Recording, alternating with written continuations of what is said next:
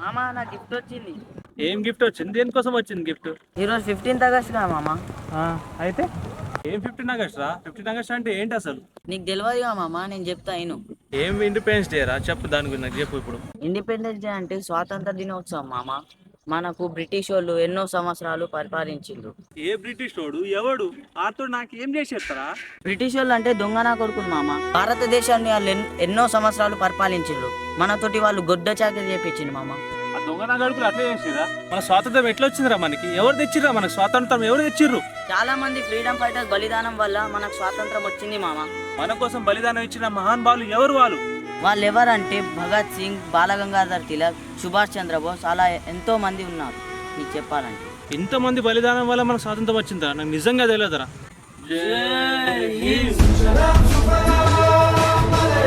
salam,